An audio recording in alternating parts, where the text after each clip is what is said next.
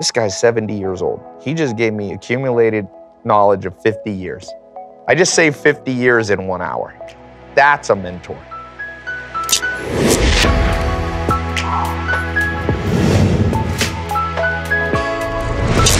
Well, here we are on the Ben Shapiro Sunday Special, and we are here with Tai Lopez. You can check out all of his stuff at tailopez.com/Ben Shapiro. He has a brand new program called Knowledge Society we're going to talk about, plus everything else on earth. But first, let's talk about your internet security. With all the recent news about online security breaches, it's hard not to worry about where my data goes.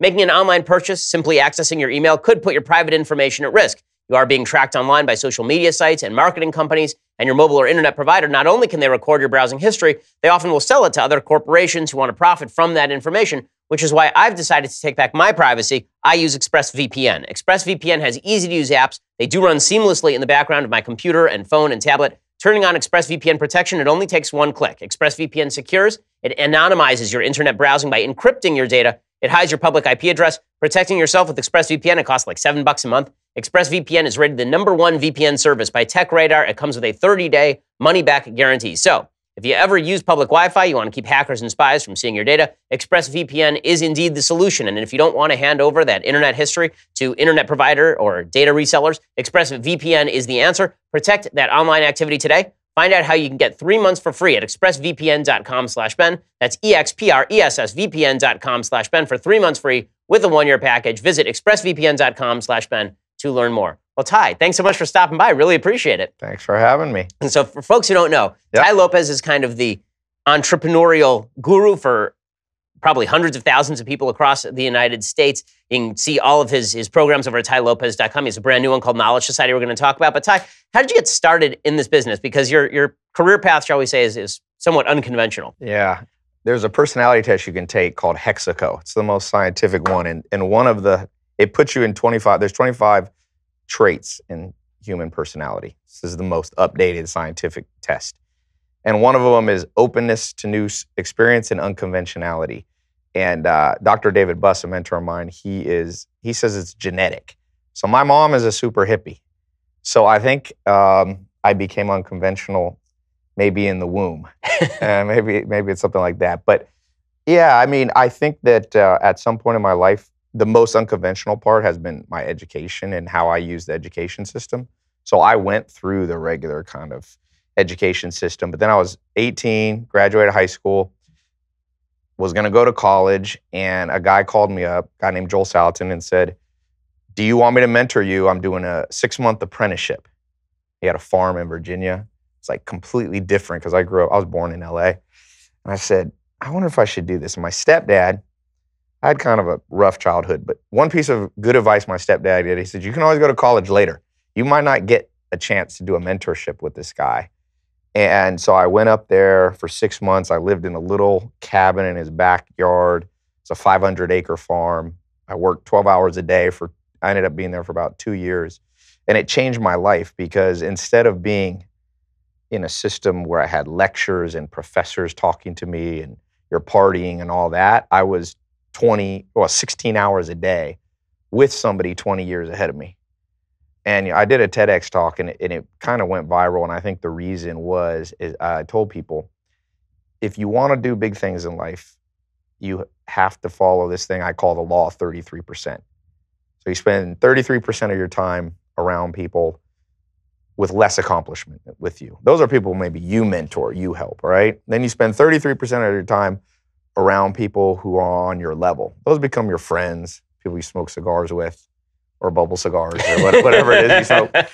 But the last 33% is what's missing in education and society. It's where you spend 33% of your time around people 20 years ahead of you, shadowing them. And a few years ago, I made a list, like everybody that you think of as great people. Albert Einstein, Stephen Hawking, Bill Gates, Mark Zuckerberg, Jeff Bezos, Warren Buffett. And I was like, some of them went to college, but I was like, what's a common thread that they all have in it? And found out that Albert Einstein bumped into this guy, I think his name was Max Levinson, who was a mathematician, an older mathematician. Every Thursday, he would go to lunch and talk math with this guy from age 16 on. Alexander the Great, who maybe was the greatest conqueror of all time, his dad hired a mentor for him at age, I think, 14 to 16. And it was a pretty good mentor. His name was Aristotle. And, Warren Buffett got a guy named Benjamin Graham. And as I went through the list, I found in the top 40 people that you could say have done big things in our time, I think 39 of them attribute a lot of their success to mentors. They don't attribute it to, oh, I took a social studies class. Oh, I memorized things in 7th grade. They attribute it as somebody who kind of held their hand and they shadowed through the education process. So that's what I kind of did, and I'm thankful that I tried that approach, I guess you could say. You had a bunch of kind of interesting experiences all the way through here. I mean, you spent 2 years living with the Amish. With the Amish, yeah. So how did you wind up moving from 2 years with the Amish to multi-million dollars a year with 500 acres over in Virginia? And people often say, they're like, because I did a video in 2015 I had bought a Lamborghini and I posted it, and it ended up, I think the total views, there's a few versions of it, is 600 million views on YouTube. It's one of the most viewed things besides music videos, right? So people are like, how'd you end up from no electricity, living like that for 2 years, to Beverly Hills? And I'm like, I have no idea, actually, but life leads you down a path that you don't always understand, except in hindsight. So I guess in hindsight, I'm motivated by adventure. One of the things a mentor taught me is this thing that I call the 4 M's. A lot of people procrastinate. If you bump into most people I meet, I've got about 13 million social media followers now. And so I get thousands of people asking me questions every day. And the most common theme, one of the most common, is how do I overcome procrastination, fear, and anxiety? My answer is like, well, you got to know what motivates you. And different people are motivated in different ways. So the 4 M's, and I've run this by a lot of scientists. Most of them think I'm on the right track. One of them, he thinks I'm missing an M. But the first M is material things, /money. The second one is mating /romance. The third one is momentum /freedom. And the fourth one is mastery /status. If you look at any person that you know, and you break down why do they do what they do, it's one of those 4. Now, Dr. David Buss, who's a mentor to me now, he used to teach at Harvard, and he's an evolutionary psychologist. He said, Tai, it's all mating. All human psychology is mating. It has to be. It's evolutionary. But I would say for me, my number one is this thing, movement, freedom. And I've kind of been a free spirit.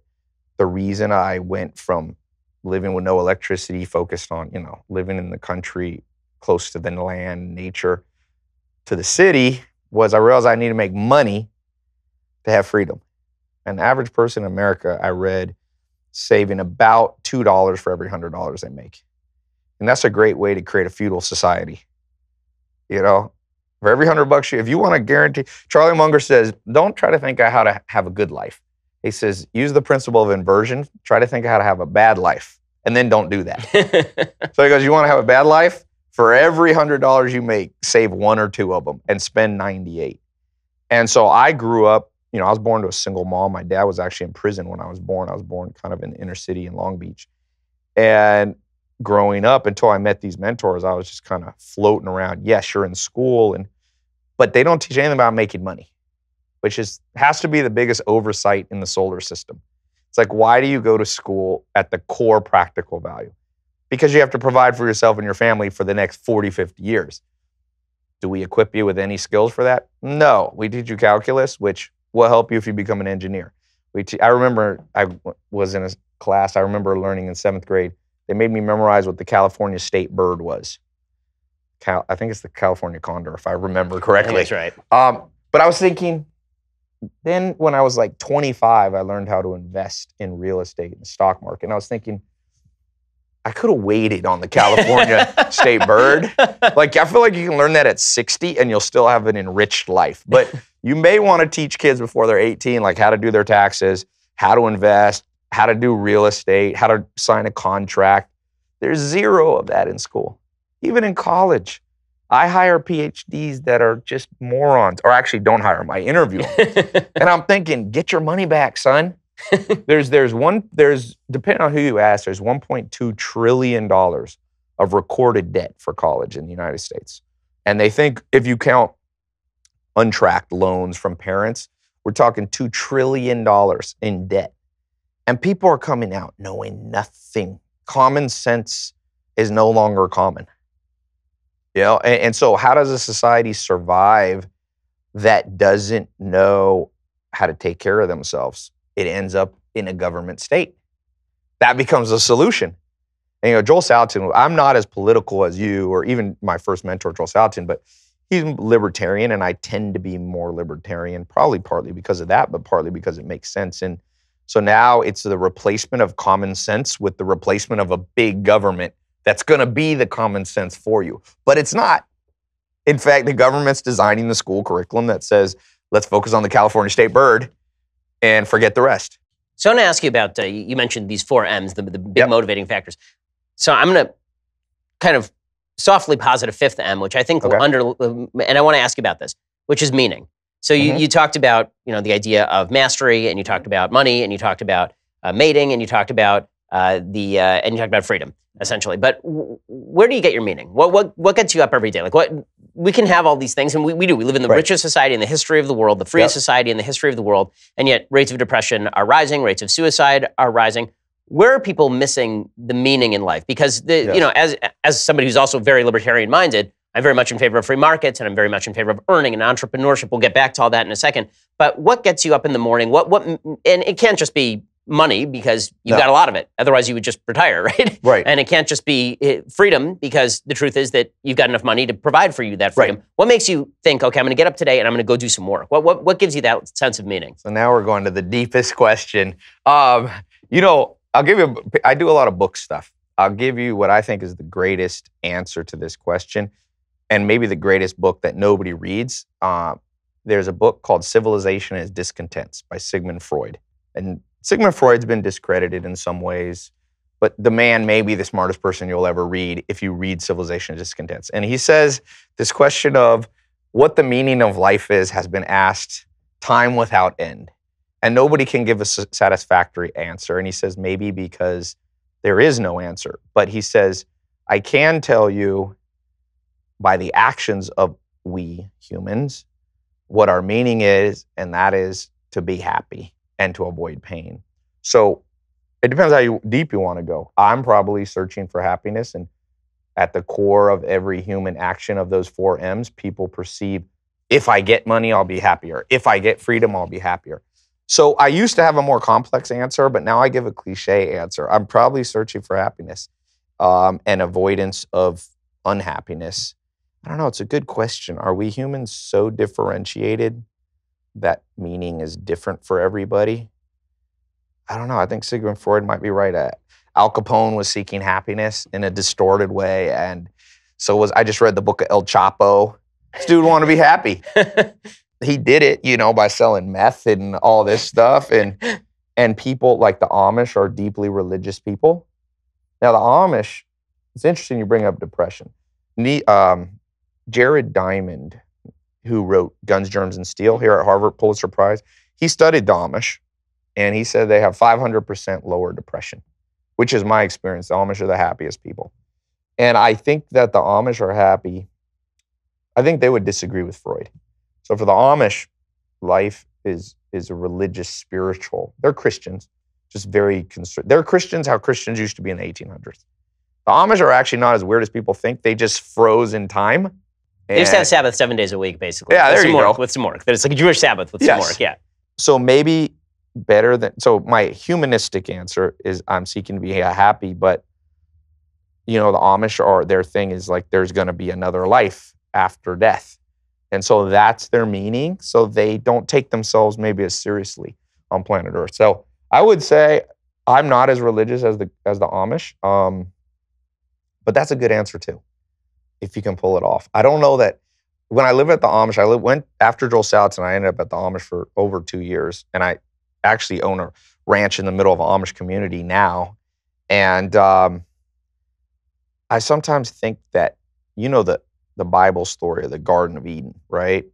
And some people think it's literal and some people think it's allegorical. But the story is that they were in this innocent bliss. Then they eat an apple. And the apple was from the tree of knowledge, right? all of a sudden they knew lots of stuff. And because they knew lots of stuff, they were kicked out forever and the flaming sword was there. And I kind of feel like for me, since if I had been born Amish and never seen the outside world, I could just be happy with that. But because I've been out in the modern world, there's like a flame that I see the happiness that they have, but I can't get past the sword. So maybe I'm not as happy as them. Well, in just a second, I want to ask you about mentorship and entrepreneurship. We'll get right back to that in just one second. But first, I want to talk to you about ZipRecruiter. Hiring is challenging, but there's one place you can go where hiring is simple, fast, and smart. A place where growing businesses connect to qualified candidates. That place is ZipRecruiter.com/BenGuest, because we have a guest. ZipRecruiter sends your job to over 100 of the web's leading job boards. They don't stop there. With their powerful matching technology, ZipRecruiter scans thousands of resumes to find people with the right experience and invite them to apply to your job.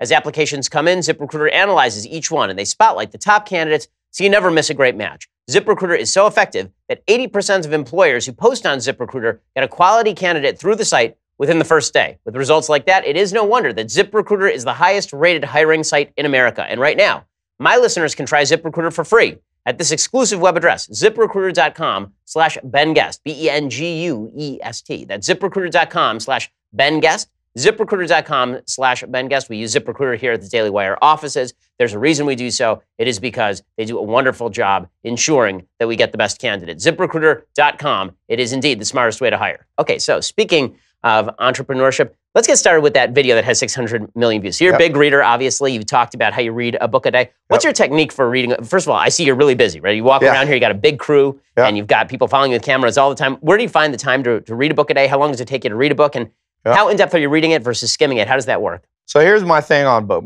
It's funny. You're controversial on many subjects. My take to books is controversial. If you can believe that, you have a cooler controversy story. Politics is cooler in some ways. But books, here's my thing. Most books suck, first of all. So you don't need to read as many books as you think. So in a book a day, I often read some of the great books over and over, maybe once a year. I read Civilization's Discontents by Sigmund Freud probably 10 times a year. It's that good. So I think you have to wait. And when you pick up a book that someone recommends, and it's the book of the day for me, and I realize it's not that good, I don't finish it. And people think that's controversial. Oh, Ty, you don't really finish a book a day. I'm like, yes, I did. I got the only good. The rest of the book is just, they couldn't sell. They had one good premise that was 8 pages. But the publisher's like, we can't sell an 8-page book for $25. So fill it up with anecdotal stories. It's like when I read these books now, a lot. I won't name names, big names. I'm going, once I find out their premise in the chapter, I just move on because I know they're only going to put stories in there supporting what they said. I'll join you in the controversy. I mean, as I get older, I have the same experience. When I was younger, I used to bull my way through everything. Yes. And now, I mean, I was in the middle of a book the other day, and it was a 500-page book, and I was at page 350. And normally, I've been like, okay, there's only 150 pages left. Go for it, right? Let's finish this thing through. At page 350, I was like, this is not worth another 2 hours of my time. I'm done here. We're finished. I put it down. Well, I hear you. This is what Charlie Munger says. I really, for business, I think the greatest business people of all time were Warren Buffett and Charlie Munger. And, they're not the richest right now. Jeff Bezos is, but they own 100 brands. They're the most diversified people. They got $400 billion company, keep $150 billion in cash. These guys are insanely smart. And what Charlie Munger says is most smart people he meet understand the concept of opportunity cost. Right? People get it. Okay. But he said, but no one implements it. So when you're reading a book and you're 350 pages in and you realize it's garbage, but there might be a little bit of nuggets in the last 150, but the last 150 is 3 hours of reading. You've reached the marginal, you're done. Marginal cost is too high. Wow. Yes. And the real cost is not those 2 hours reading that. It's what else could you be reading? There's depending on who you ask, there's 50 million books been published, something like that, more. You're not going to finish them in your lifetime. So what you have to do is narrow it down. I actually have a free little thing. I don't make any money on it, but TaiLopez.com/books, I list 100 books I think everybody should read. And I think you're better off in life taking that top 100 and reading it over and over because really good books, Selfish Gene by Richard Dawkins, The One Thing by Gary Keller. These books, Kentucky is a great story, like autobiography. If you read those books and you come back once every 2 years and read, they have whole new meaning for you when you reread them. So I've never taken the approach of trying to read, everything people. Definitely don't read what most people recommend you. Definitely don't read what's at the front of Barnes and Nobles always, because they're pushing something. They're pushing when whatever. Publishers pay to put stuff on the front They table. pay to put it in the front. Yeah, if you're playing poker and after 30 minutes you can't figure out who the sucker in the room is, you're the sucker. They put you there to make money from you. When you walk in Barnes & Noble and you're like, oh, this book appeals to me, that they paid to have in the front, you're the sucker in the room. Go to the back of Barnes & Noble in the little psychology sections and history sections, and you find these books that you're like, this is the greatest thing I've ever read. So, are those your favorite topics? The kind of social psychology, history? If you have to pick topics, you have just for fun to read. What's your topic? I mean, I love history, but I love psychology. In the last 5 years, one of the most critical mentors I ever had, and a lot of people associate me with making money and entrepreneurship, but this guy named Dr. David Buss. If you want to read a book that will blow your mind, it's his textbook called Evolutionary Psychology by Dr. David Buss. It's what's used at Harvard and Yale and all this. It's insanely insightful. Basically, everything you've never understood in life, why people act the way they do, you'll be like, that makes sense. So I like psychology because one of the biggest things they didn't teach us in school that they should have is how to read people. Because almost every trial, tribulation, traumatic event you have in life, it's not from an inanimate object. Most people don't look back in their life and be like, you know what sucked in my life? I stubbed my toe. I broke my foot on a rock falling. Like, most people's thing is like, I married the wrong. They say the three biggest regrets of people: who they married, the career they chose, and the education they had. Like 80% of people regret those three. And to the extent you regret only one of them, you'll be happier than people who regret two of them. Most people regret all three. And the reason you regret all three, especially career and who you marry, is no one teaches you how to read people. Most important thing that could happen in school is learn how to read people. All the good things and all the bad things will come from filtering out the bad people before they get in your social circle and bringing in the good people. I think of it like, those hamster balls? You put a little hamster in a plastic ball and you roll them around. The reason you put them in a plastic ball, I didn't know as a little kid, I thought it was supposed to be fun. And then I had a friend who had a hamster and didn't put it in a ball, and he stepped on it one time. And I realized, wait a second, the plastic ball is to keep the hamster from dying. We're the hamster. And so you need to have a thick plastic ball around your life, because if the wrong people get inside that, you will again, if I wanted to curse my enemy, I'm like, may horrible people befriend you, become your business partners, because each of them will cause a self-destruction in your life. And no one talks about how to read people. I mean, I created this personality quiz. This is another little thing. I don't charge for it yet. It's at tailopez.com/quiz. I don't know if I'm supposed to plug these. No, I don't care if man. anybody. I think about 500,000 people have taken it. And without me advertising it. This is one of the first times I've mentioned it on somebody else's show. But I took the top 6 scientific tests that nobody talks about except in the back halls of psychology departments at Harvard and Yale. And I made them public. And it will and I tell people, before you have somebody be your business partner, have them take tailopez.com/quiz. Before you go on a date with somebody, be like, hey, will you take this quiz? It's insane, the mental health problems in the world right now.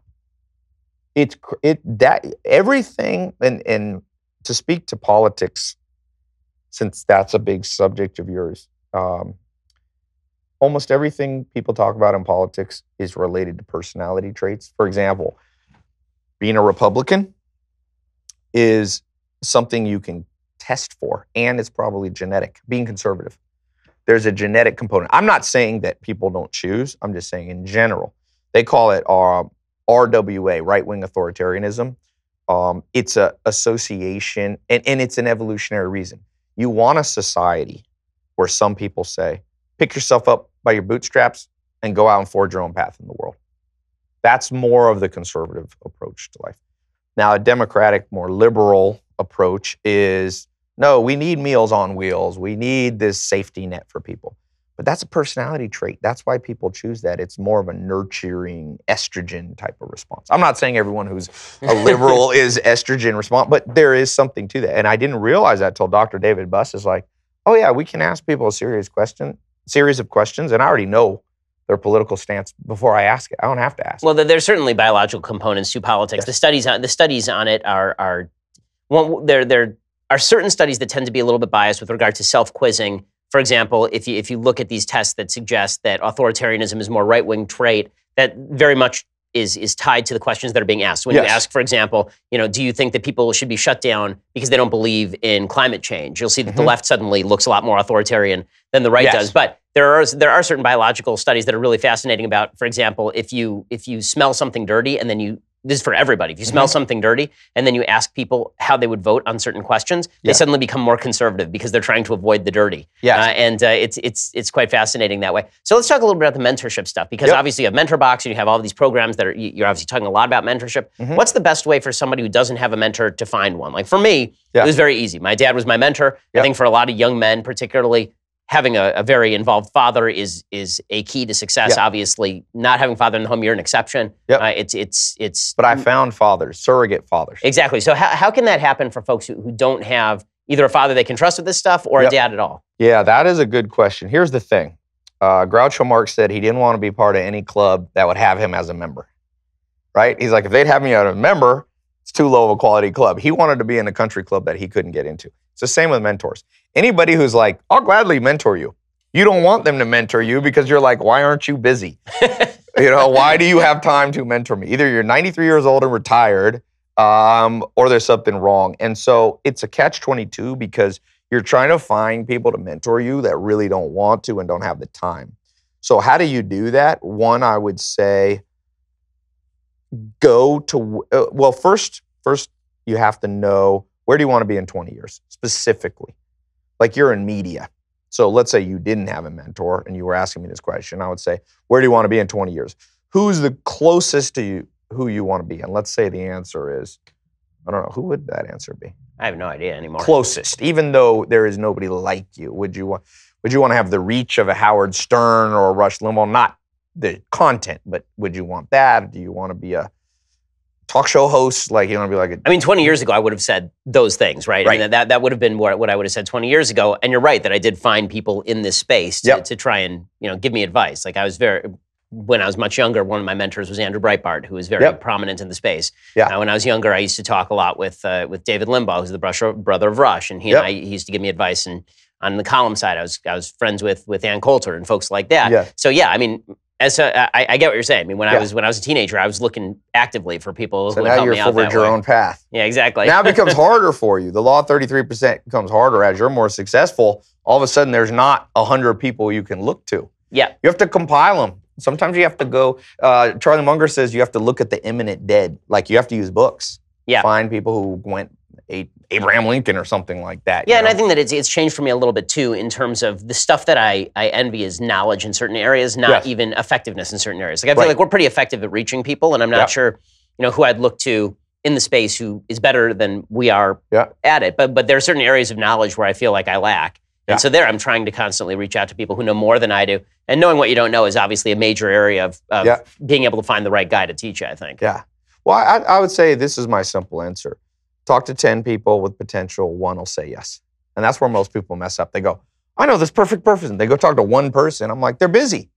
Talk to 10, you'll get one. If you want 2 mentors, talk to 20, you'll find 2. And your mentors will change. In the President of the United States, I think cabinet is 15. You need a handful. A mistake is also finding one mentor because then it becomes cult-like. You don't want the cult-like. You want a cabinet around you of wise advisors. And an old proverb is make war with a multitude of counselors. And that's kind of been my approach. And so the other day I was working on this real estate deal. It was a mobile home park I was thinking of buying. I actually grew up in a mobile home in my teenage years. And I was like, maybe I should buy a mobile home park just to be like the true American rags to riches. Like I lived in it and then I ended up owning it. But I have a mentor who made over $1 billion in that space in real estate. And I was going to buy this place. It was in Indiana. I flew out there. And then I was like, I was at Veggie Grill by Trader Joe's on Sunset. I called him up. His name's Richard. I said, Richard, should I get this place? And he goes, I'm really busy. I don't have time to talk. So can you just 30 seconds? He goes, okay, tell me the deal details. Told him the high level details. He got so into the subject, it was 1 hour on the phone. And he just laid out exactly what to look for, what not to look for. And I was thinking, this guy's 70 years old. He just gave me accumulated knowledge of 50 years. I just saved 50 years in 1 hour.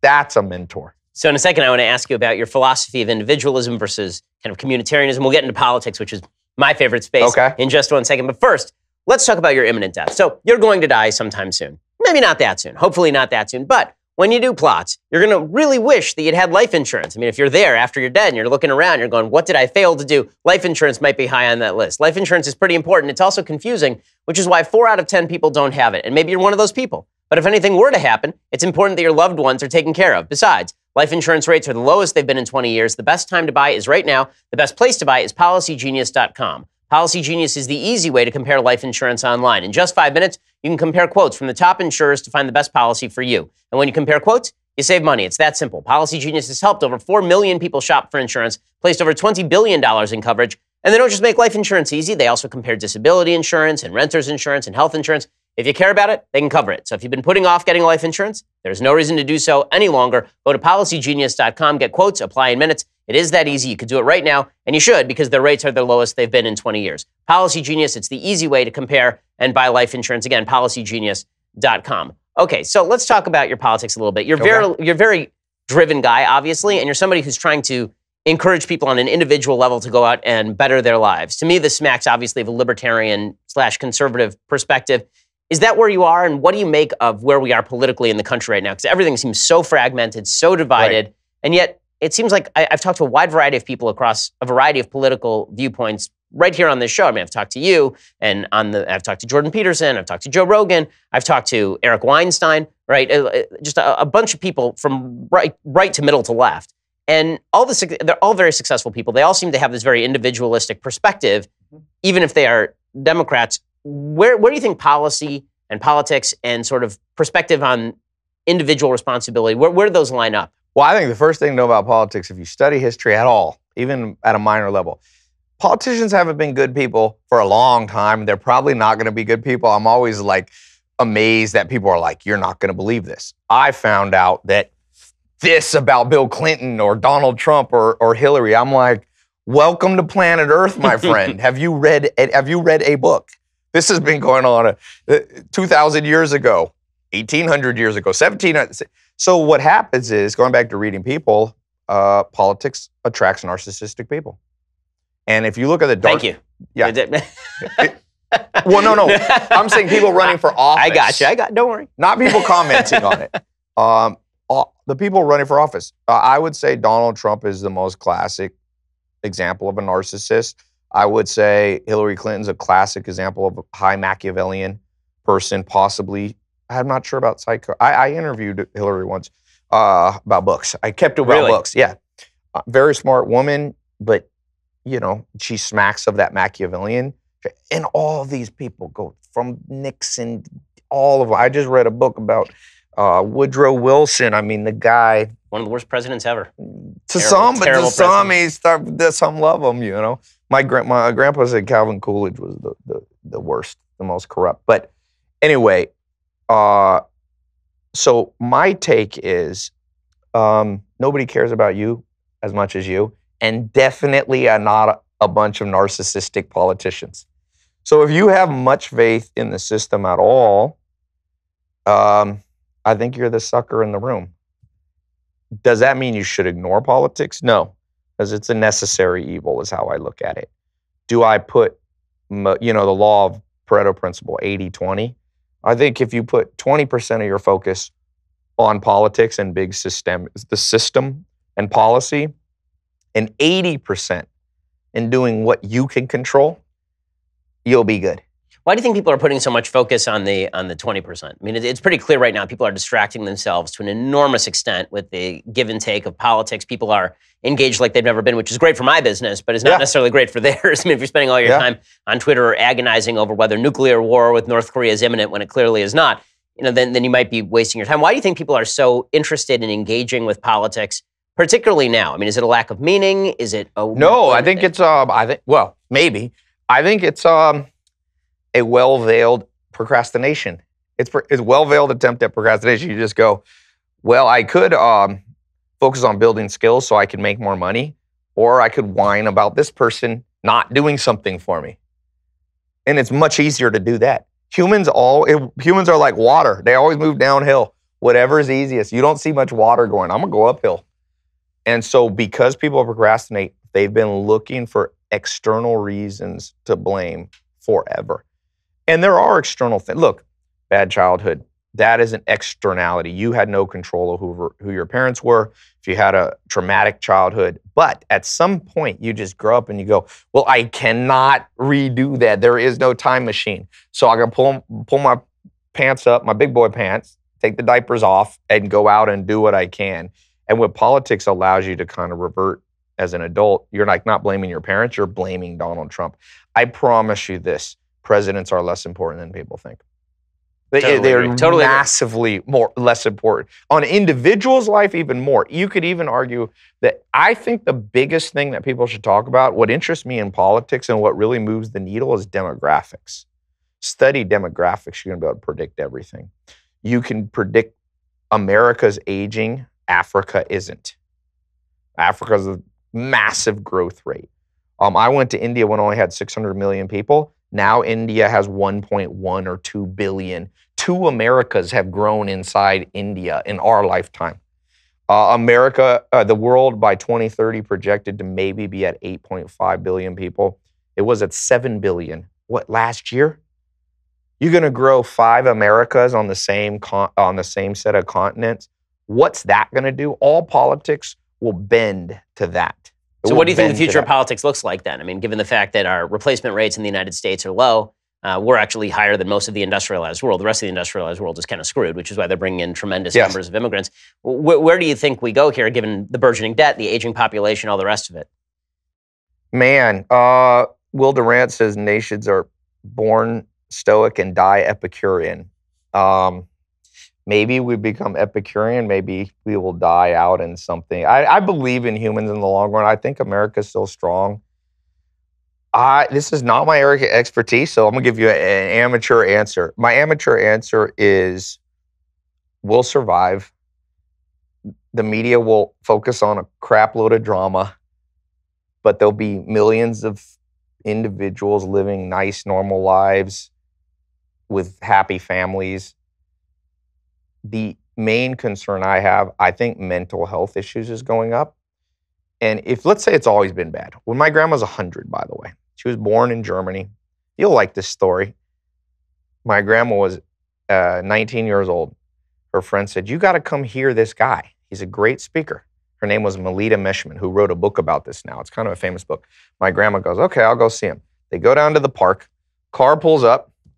The top's down. A man stands up, starts yelling. It was Adolf Hitler. My grandma's 19. She was born in 1918, so I think this is 36 and 37 when he's like Time Magazine Man of the Year. Media got it wrong there. So my grandma goes, this guy's crazy. I'm leaving. She goes to her family, says, I think this guy's going to declare war. He's just a madman. I heard him talk in the park 5 feet away from him. My grandma's family goes, no, he'll be fine. Yeah, he promised, he signed a peace with Russia and Poland. He's not going to invade Poland. My grandma goes, I'm leaving anyway. She gets on a boat. As she's on the boat, she comes to America, knows nobody. He declares war and invades Poland. As my grandma's crossing the Statue of Liberty. She comes to America, knows nobody, pulls herself, gets a job as a waitress, ends up getting a scholarship for college. Her life dream was to go to California, ends up in California. I like my grandma's story. She had foresight to see. She was able to read people, first of all. That's what I said, the core skill. The man himself, Adolf Hitler, in person. She read, this guy's insane. She had foresight, prudence. She didn't procrastinate. It's easy to procrastinate. It's hard to leave your country. And so she came here and she had low anxiety. She was able to overcome fear. That's hard. Fear drives people into the wrong corner. And she overcame that, and I'm here because of that. And so when my grandma was young there was maybe 1 billion people on the planet. So let's say 1% of people are insane. For sure, 1% of the population is psychotic. So when you have 1 billion people, you're talking 10 million psychotic people spread over the whole planet. What happens if the rate still stays at 1%, but you go to 8.5 billion? Now there's 85 million psychopaths. Now, what if also mental health rates, because of the disintegration of role models, family, communities? The Amish have community. Now there's too much urban life. Urban life is not as healthy as you think. I think you come to the city to exchange ideas, and then people should live in the country. It should be like a nation states like Greece or something like that, where it was like country, urban, country, good blend. That's what I try to do now. Spend 2 weeks in Beverly Hills, New York City, all this, and 2 weeks in the middle of nowhere on a ranch. And so because that's not happening, and it used to, when my grandma was born, 90% of the world lived in countryside villages, 10% in large cities. It's inverted now. It just in about 2015, it went the other way. I think mental health has gone up from 1% of people to be whack jobs to like 10%. So, and I'm not even saying this in a judgmental way, like they're bad people. I'm talking about just like diabetes is something you feel bad that someone has. You don't go, ha, you have diabetes. There's people with legitimate, massive amounts. There's so much anti-anxiety medication being taken. I just read National Geographic. The Great Lakes up Michigan, it's made its way into the water through basically people peeing in the toilet. Fish are so doped up, they're like have low anxiety. And they're not like searching for food anymore. So they're just dying. You got 15 to 30% of people clinically diagnosed with anxiety. What's going to happen to society? I think, like I said, we'll survive, but I think that we should refocus on stuff.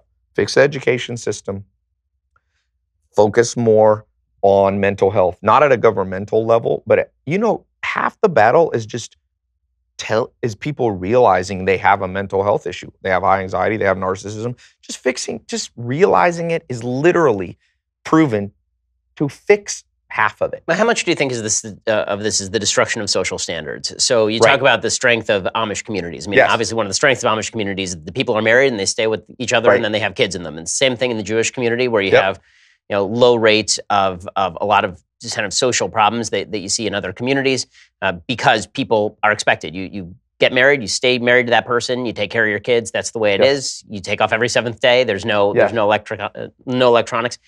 How do you resolve the tension between the need for freedom that you talked about earlier, this individualistic society that we've created where we want to do what we want without any consequences, and the fact that we do actually need to embed ourselves in social structures that allow for us to thrive because it feels restrictive, but it's also what allows you to thrive in a lot of cases. Well, what does Jocko Willink say? Discipline brings freedom. There's more freedom from discipline than you think.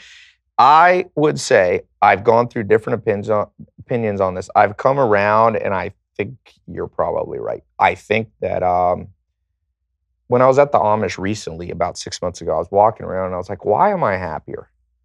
And I was like, I know why.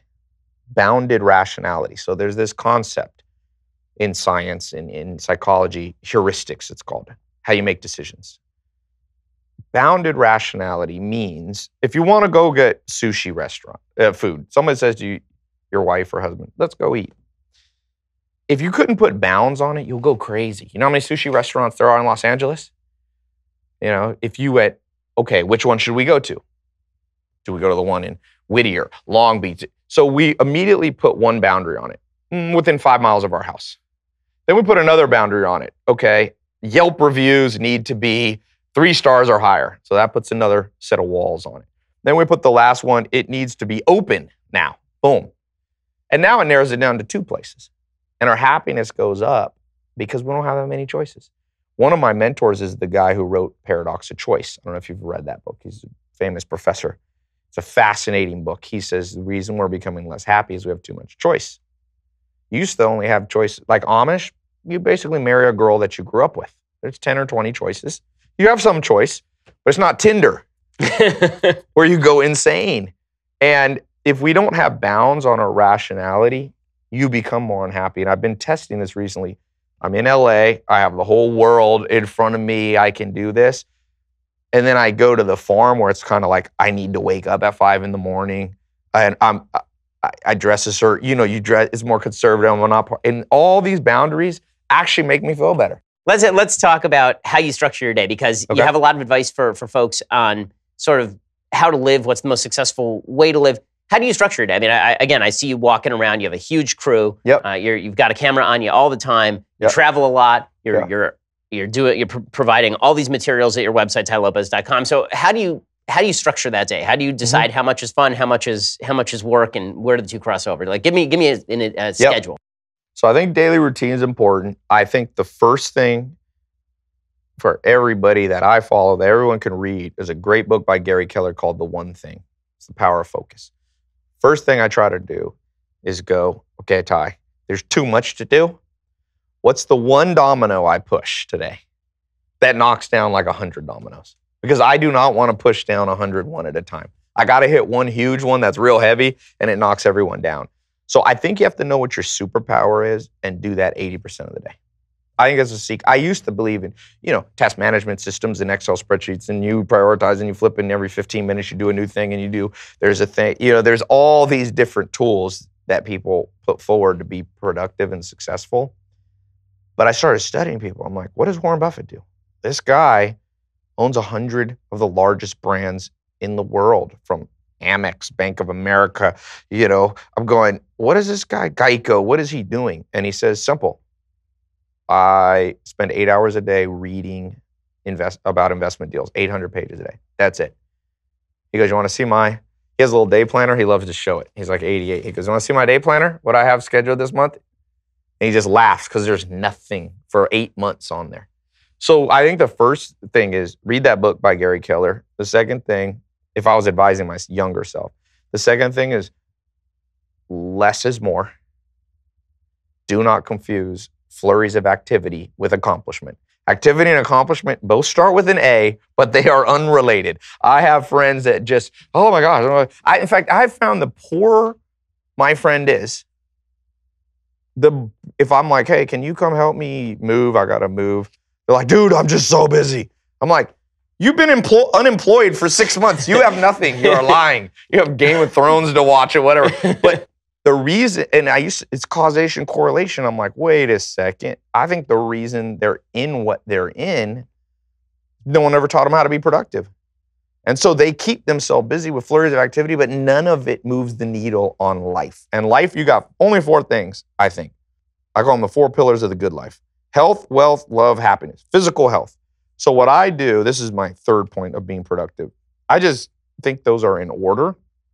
So I try to do workout first. Health.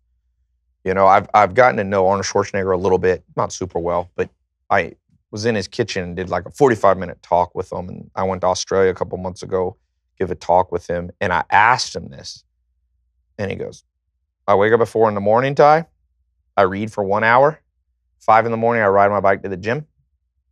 By 7, I've read an hour, and I've got a 2-hour workout in and eating breakfast. That's a productive guy by 7 a.m. And so you do your health first. Then wealth is usually people's career. I like to do it in the day.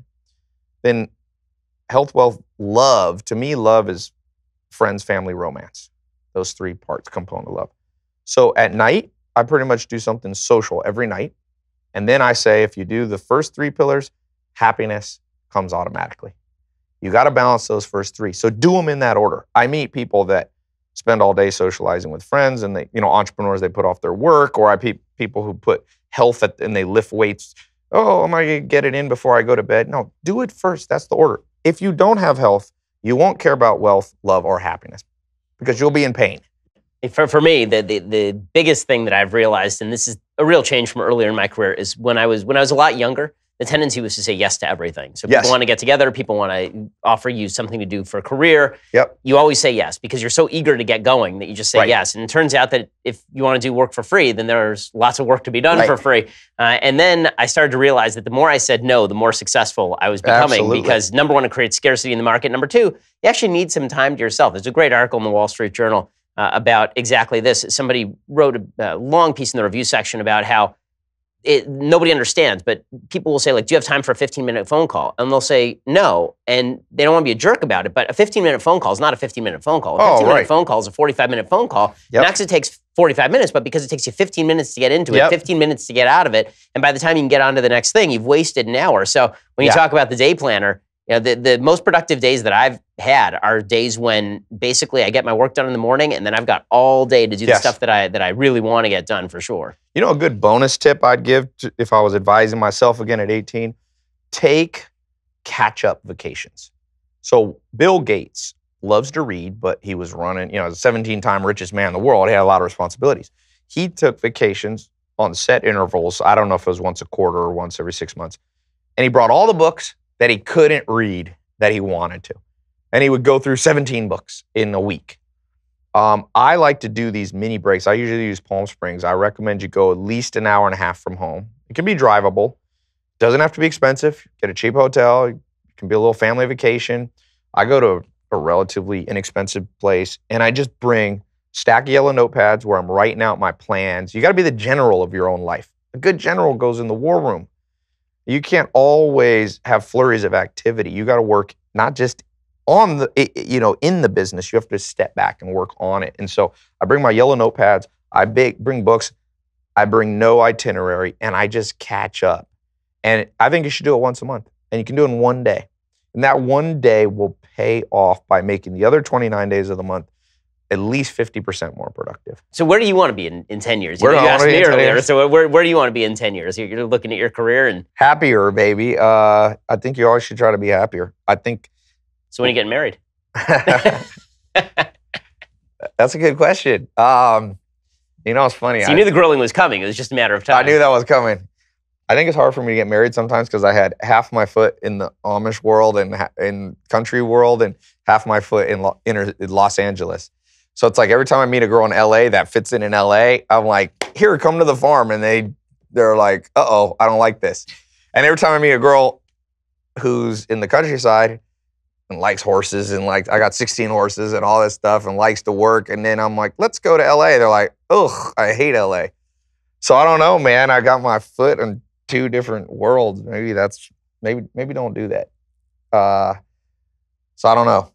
Well, that's on the list then. We got to fix you up. There we go. A very Jewish thing. Exactly. I get you involved in a religious community and fix you up. There we go. So let's talk about religion for a second. We briefly touched on it before. So where are you on religion? You mentioned you're a Richard Dawkins fan, so that gives you some indication. But where are you on God and religion? But you spend a lot of time with the Amish, obviously. I like the Amish. I thought they for Christians, this is going to offend a lot of people, but they're real Christians. And I don't think I ever met that before. Like people who actually, Jesus Christ says, if somebody slaps you on one cheek, turn the other. So they're all pacifists.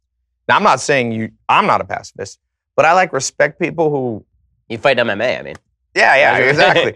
They're not hypocrites. So I like that. If I would be Christian, I would probably be some version of that. This is a tough question. You're one of the only people I ever asked me this, that I let ask me this. So a lot of people are going to go right to this part of the podcast. I would say that I think religion's good. Is better than most people think. So even though I have a complicated view, I don't think most people should have a complicated view. I think it's good to believe stuff. And I do think it's okay to read Richard Dawkins, and it doesn't have to make you lose your faith. Even the smartest people in the world, even Stephen Hawking level people, believe in weird things like multi-universe theory, which is that. So the thought that there's this spiritual thing going on and there's a God, it's kind of scientific in a way. I think that in order to make spirituality work, and I think why it doesn't work, it hasn't worked at certain times in my life and for friends that I watch, if you don't, remember that hamster bubble? If your religion lets too loose of a group into it, you will get disenfranchised. You will get disenchanted with the group. So if you can pick, maybe it's what you have, a small group of people that really do what they say they're going to do, then you can stick with it for a long time. I think, you look at big mega churches in American Christian churches, and people go there, and halfway through it, they're like, wait a second, I know this person out here Monday through Friday, they're out drinking and, carrying on. And then on Sunday, I see them and they're very spiritual. That messes with people's brains. So I think if you can find a non-hypocritical group of people that is very healthy, and it's probably healthier for kids to grow up with the belief, really. So I grew up Judeo-Christian. I'm more Judeo-Christian. It's funny, even if you try to not be Judeo-Christian, if you grew up Judeo-Christian, you kind of are. Yeah. You grew up in America. I mean, America's a Judeo-Christian exactly. country. I mean, I had this conversation with Sam Harris sitting in that chair. I was saying to him, Sam, it's very weird because Sam, of course, is a militant atheist. Yeah. And I was saying to him, it's weird that you and I share 95% of the same values. Yes. And why is it that we share those values? And he gave a bunch of reasons why he believed what he believed. I said, well, probably it has more to do with the fact we grew up 10 miles from each other in Los Angeles after 3,000 years of common history. Probably it's that. So. No, I certainly agree with that. Okay, so from the divine to ridiculous. So you engage in culture as well. Yes. So give me your favorite cultural totems, like TV and movies. What's the stuff you like to watch? Man, I like basketball. Oh, really? I like basketball. I love basketball. Believe it or not, I played at one of the top high schools in the U.S.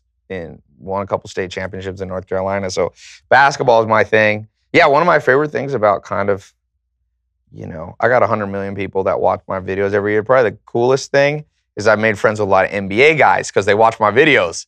So that's achieving some level of status is only good if the people you admire you back. Like getting status with the wrong group is who's the coolest person that you found out was a fan of your show? This is one of the cool experiences I've had. Is you're sitting around and suddenly you get an email from somebody like, "Wow, that's kind of neat." Yeah, some of the Lakers, some of the Clippers. I've become good friends with Chris Paul. I just did a little thing with him, So that's it. I was at a Laker game and I walked up to Kevin Hart, the comedian, and I was just going to talk to him. And he goes, I did this viral video. I gave away 11 cars to people over last year. And so he came up to me and he goes, "Forget giving away cars, Tai. You should give away a house." So he already had watched my videos. I thought that was kind of funny. Rihanna, I did a little interview with Rihanna. So, I like basketball, cultural totems. I actually like film. Funny, I went 10 years, didn't watch any movies. I thought it was for idiots. And now I'm like, you know what? There's a value in being able to escape reality. And I've produced a little bit of movies. I've dipped my hand in that. I wouldn't mind. You know what? A powerful movie impacts people more than you think, especially a powerful series like a Game of Thrones. I think the way they should teach history in school, and I love books, forget books. Get these badass, series. They have one called Rome. Mm-hmm. I think HBO. Yes, on HBO a few years back, yeah. Man, you'll remember more about Roman Empire by watching that. I just watched one on the story of the Trojan horse. Mm-hmm. And I mean, I'm like, why didn't they teach me this in school? And I'm like, they probably did, but nobody will remember that. A good Civil War movie, you'll remember the Civil War. In school, they make you memorize 61 to 65. I'm going, or is it 1860 to 64 or 61 to 65? 61 to 65. Okay, 61. I was right the first time. And I'm going, who cares? Let's know what was the Civil War? Make a movie out of that. And when I watch those movies, I watch that one, Glory or whatever. Yes, right. Man, you take away things. School Denzel Washington. Yeah. So I'd love to make movies like that. I think they should make a movie about World War I. World War I is the pivotal. It changed the world. That's my favorite history about it. World War I stuff. People say America doesn't like World War I because we weren't in it that long. We didn't really get in until 1917. But my grandma, it's wild. My grandma's alive at 100. When she was born, World War I was still going on. Yeah, it's wild. She's born in February 20, 1918. Oh, good. You have some good genes on you. Yeah, I don't know. But I don't know if I'll be as healthy as my grandma. She's old school. She's tough. She fights MMA too?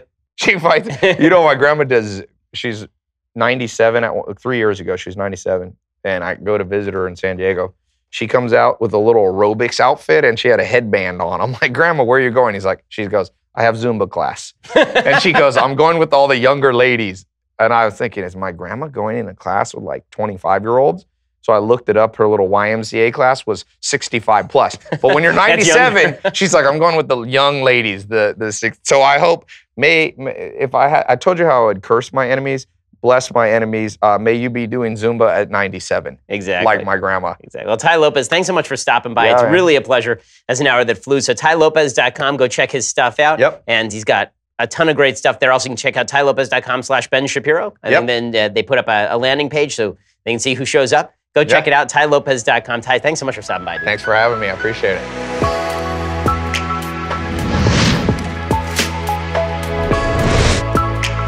The Ben Shapiro Show's Sunday special was produced by Jonathan Hay, executive producer Jeremy Boring, associate producers Mathis Glover and Austin Stevens, edited by Alex Zingaro. Audio is mixed by Mike Coromina. Hair and makeup is by Jesua Alvera, and title graphics by Cynthia Angulo. The Ben Shapiro Show's Sunday special is a Daily Wire Forward Publishing production. Copyright Forward Publishing 2018.